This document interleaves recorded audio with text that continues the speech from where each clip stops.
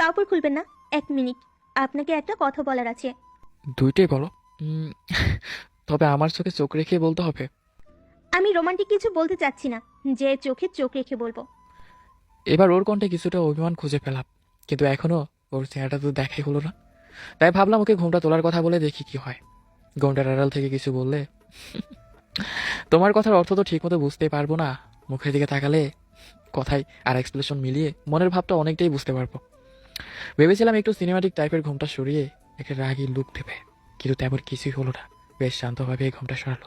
ওর মুখের দিকে তাকিয়ে দেখলাম একটা নিষ্পাপ শান্ত চেহারা, চোখটা নামিয়ে রেখেছে। এবার বলা শুরু করলো, আমি আমার বাবা মার একমাত্র সন্তান। এজন্য আমার জীবনে ভালোবাসার কোনো অভাব হয়নি কখনো। প্রেম ভালোবাসাও করা হয়ে ওঠেনি। এই বিয়েটা মা বাবার ইচ্ছেতেই করেছি। তবে হুট করে একজন অপরিচিত মানুষের সাথে এক বিছানায় শুতে আমি একটু আনকমফোর্টেবল ফিল করছি। তাই কয়েকটা দিন আমরা একে অপরকে জেনে নিই, তারপর না হয় একসাথে শোবো। এর আগ পর্যন্ত কেউ কাউকে স্পর্শ করব না। ওর এই কথা শুনে একটু হাসলাম। যা বলেছে যুক্তিসম্মত কথাই বলেছে। হঠাৎ করে একজন অপরিচিত মানুষের সাথে এক বিছানায় শুতে আনকমফোর্টেবল ফিল করারই কথা। এতে আমার কোনো সমস্যা নেই। তাই মুখে হাসি বজায় রেখে বললাম, ব্যাস এতটুকুই। এবারেও আমার দিকে চোখ তুলে দেখালো। এত সহজে ব্যাপারটা নিব হয়তো আশাই করেনি। আমি ওর চোখের দিকে তাকালাম। খাড়ো করে কাজল দেওয়া চোখ দুটি দেখতে কি অপূর্বই না লাগছে। মায়াবী একটি চাহনি, দেখলে চোখ জুড়িয়ে যাওয়ার মতো একটা ব্যাপার। কপালের ওই মাঝারি সাইজের লাল টিপ, ঠোঁটে হালকা লিপস্টিক, ওর চাঁদ মুখটাকে যেন পূর্ণ করে দিয়েছে। এসব দেখে মনে হলো আমি ওর প্রেমে পড়ে যাচ্ছি। আগে একবার প্রেমে পড়েছিলাম, তাই প্রেম সম্পর্কে হালকা একটা ধারণা আমার কাছে আছে। শ্রেয়ার মুখের দিকে ভাবলাম, ক্লান্তর মতো হা করে তাকিয়ে এগুলো ভাবছিলাম। ও বোধ হয় খানিকটা লজ্জা পেল, তাই চোখ নামিয়ে বলল, এরকম হাঁ করে তাকিয়ে কি দেখেন? আমি অপূর্ব চোখে দেখতেছি তোমার ওই জ্যোৎস্না মাখা মুখে কারো কাজলে ঢাকা দুটি চোখ। ও নির্মল ছাউনির গভীরে ক্ষণে ক্ষণে খুঁজিয়া পাইতেছি আমার পানের অন্তশোক। বাহ, আপনি তো বেশ ভালো কবিতা আবৃত্তি করতে পারেন। লেখালেখিও করেন নাকি? এই অবসর সময়ে একটু আধটু কি আর লেখার জন্য তেমন সময় পাই না। এবার থেকে রোজ অন্তত একটা কবিতা লিখতে হবে আমার জন্য। রোজ লিখতে হবে? আমার উপর ওর অধিকার খাটানো দেখে বেশ ভালো লাগলো। নিজের অধিকার নিজে আদায় করে নিচ্ছে, মনের মতো দিয়ে একটা ভালো লাগা অনুভূতি ছুঁয়ে গেল। তাই হালকা হেসে বললাম, আচ্ছা লিখবো। এবার তাহলে ঘুমিয়ে পড়া যাক, অনেক তো রাত হয়েছে। আমি বালিশ নিয়ে সোফায় চলে যাচ্ছি। এটা বলে আমি বালিশ আনতে গেলাম, সাথে সাথে ও কিছু বললো না। আমি বালিশ নিয়ে চলে যাব এমন সময় বলে উঠলো, আচ্ছা শুনুন, আপনাকে সোফায় যেতে হবে না, এখানে শুয়ে পড়ুন। বিছানা অনেক বড় আছে, মাঝখানে না হয় বালিশ দিয়ে দিব। এই কথা শুনে ভাবলাম আইডিয়াটা মন্দ না। এমনিতেও সোফায় ঘুমাতে আমার অসুবিধা হতো। লম্বা মানুষদের জীবনে অনেকগুলো অসুবিধার মধ্যে একটা হলো সোফায় বডি অ্যাডজাস্ট করা যায় না বললেই চলে। তাই ওকে একবার জিজ্ঞেস করে নিলাম ওর কোনো অসুবিধা হবে কিনা। তোমার কোনো সমস্যা হবে না? আচ্ছা, তোমার কোনো সমস্যা না হলে এখানে ঘুমাবো। না, কোনো সমস্যা নেই, আপনি শুয়ে পড়ুন, আমি বাতি নিভিয়ে দিচ্ছি। এই বলে ও বিছানা থেকে নেমে বাতি নিভিয়ে চলে আসলো। আমিও শুয়ে পড়লাম। বেশ অনেকক্ষণ কেটে গেল, কিন্তু আমার ঘুম আসছিল না। ওর কথা বেশ মনে পড়ছে। ও বলতে আমার বউ না, আগে যাকে ভালোবাসতাম সে। মেয়েটার নাম ছিল হিয়া। হাসি খুশি চঞ্চল স্বভাবের একটা মেয়ে ছিল। আমরা ভার্সিটিতে একই ব্যাচে ছিলাম। ক্লাসের ফাঁকে বন্ধু বান্ধবদের সাথে আড্ডা দেওয়ার আর হাসি ঠাট্টা করা, এগুলো ছিল ওর রোজ দিনের রুটিন। অন্যদিকে আমি ছিলাম ইনবোর্ড টাইপের মানুষ। কারোর সাথে মিশতাম না, সবার পেছনে বসে থাকতাম একা একা। দু একজন ছাড়া আমার সাথে কেউই কথা বলতে আসতো না। আমিও কাউকে ঘাটাতামও না, নিজের মতো চলতাম। হিয়া বসত মাঝে মাঝে লেভেলের বেঞ্চে। আমি পেছন থেকে মাঝে মধ্যে দেখতাম ওরা কি করছে। ভালোই লাগতো ওদের সব আচরণ দেখতে। এভাবে বেশ চলছিল আমার দিনকাল। কিন্তু একদিন একটা ঘটনার পর থেকে হিয়া নামের মেয়েটা আমার চিন্তাভাবনার কেন্দ্রবিন্দু হয়ে উঠল। হয়েছে কি জানেন? তো চলেন শুনি কি হয়েছিল। সেদিন বোধহয় খুবই বৃষ্টি ছিল। ক্লাসে বেশি কেউ আসেনি। 4টা ক্লাসের মধ্যে 2টা হয়েছে, বাকি 2টা হবে বলেই মনে হচ্ছে না। স্যারও আসেননি, তাই আমি ব্যাগের উপর মাথা রেখে ঝিমোচ্ছিলাম। কখন চোখ লেগে গেছে বুঝতে পারিনি। হঠাৎ মাথার সামনে ঠাস করে একটা শব্দ হলো। শব্দ শুনেই ধরপড় করে উঠে বসলাম। কি হয়েছে? আসলে ব্যাপারটা বুঝতে আমার একটু সময় লাগলো। ঘুম ভাঙার পর প্রথমে সামনে তাকিয়ে দেখলাম হিয়া আর 2টা মেয়ে দাঁড়িয়ে খিলখিল করে হাসছে। ক্লাসে আর কেউই নেই, ওরা হাসছে বা ক্লাসে কেউ নেই, এগুলো আমার কাছে সাধারণ বিষয় লাগলো। আমার মাথার মধ্যে একটা কথাই ঘুরছিল যে শব্দ হলো কিসের, তাই চারপাশে তাকাচ্ছিলাম। হঠাৎ চোখ পড়লো ফাটা বেলুনের একটা টুকরো। ব্যাস, আমার আর বুঝতে বাকি রইলো না কি ঘটেছে। কিন্তু হিয়া এরকম করলো কেন, এটা আমার মাথায় ঢুকলো না। ও তো কোনোদিনও আমার দিকে তাকায়ও নি। আজ হঠাৎ এইভাবে বেলুন ফাটিয়ে আমাকে জাগানোর মানে কি বুঝলাম না। তাই বোকার মতো ওদের দিকে তাকিয়ে রইলাম। আমার তাকানো দেখে হিয়া বলল, ক্লাস আওয়ার তো শেষ, এখানে কি রাত পার করে দিবে নাকি? আমি কি বলবো বুঝতেছিলাম না।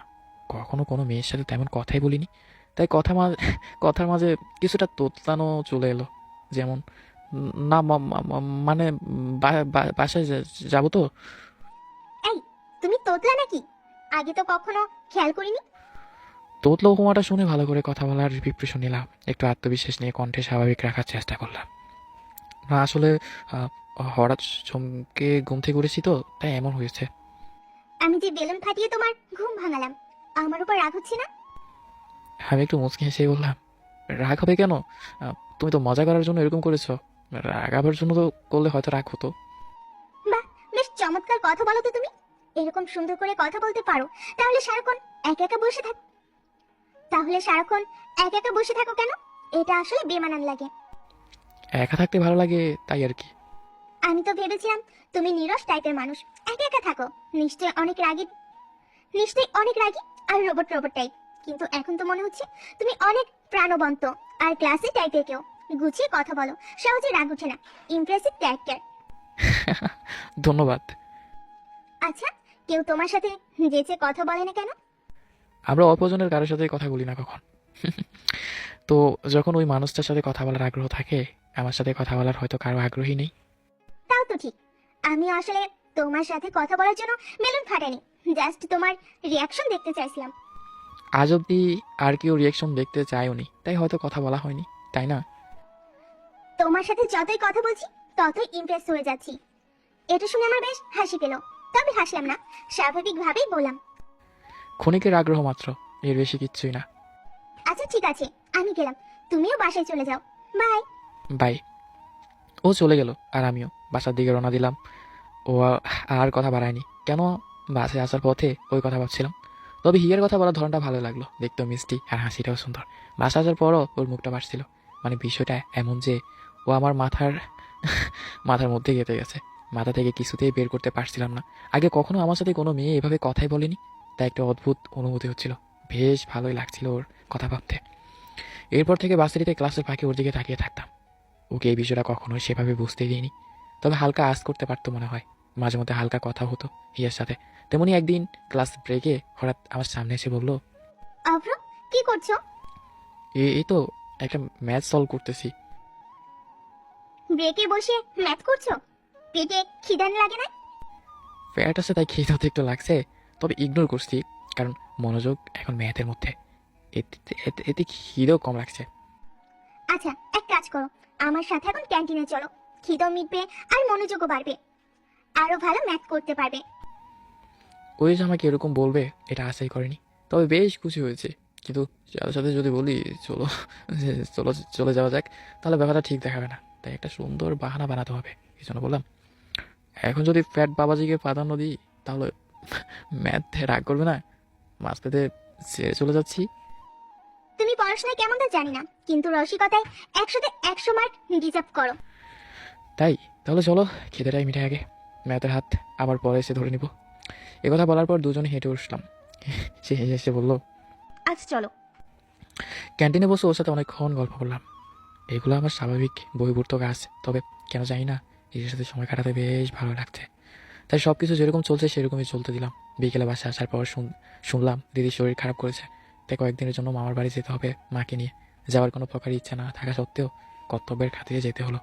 আমার কাছে বাস্তবে দিদার থেকেও এখন হিয়াকে বেশি ইম্পর্টেন্ট মনে হলো। দিদার সাথে আমার তেমন সময় কাটিয়ে হয়ে উঠছেনি, তাই ওনার প্রতি ভালোবাসাটাও নিউট্রাল। কিন্তু আমার মায়ের মন অনেক খারাপ, ওনার তো মা, তাই টানটা অনেক বেশি। এই জন্য মামা বাড়ি চলে আসলাম অনিশ্চিতকালের জন্য। আমার মামা একটু বড় লোক টাইপের, তাই এসে দেখলাম ডাক্তার নার্স সব বাড়িতে। অবশ্যই দিদাকে হাসপাতালে দেখবো এটা আশা করিনি। মামা বাড়িতে আসার মানে মামা বাড়িতে আমার দিনগুলো যেন কাটাচ্ছিলই না মামার বাড়িতে যাওয়ার সময় আর কি। কবে আবার হিয়াকে দেখতে যাব, আবার পাবো, এই চিন্তায় বসেছিলাম। আমার ষষ্ঠ ইন্দ্রিয় বলছে যে আমি হিয়ার প্রেমে পড়েছি, এটা অবশ্য নিশ্চিত ছিলাম। বুকের বাঁ পাশের অদ্ভুত অনুভূতি অনেক আগে থেকেই ইঙ্গিত দিচ্ছিল। আর কয়েকদিন ওকে দেখতে না পেয়ে মনটা অনেক ব্যাকুল হয়ে উঠেছে। দেখেও বুঝেছি যে আমি প্রেমে পড়ে গেছি।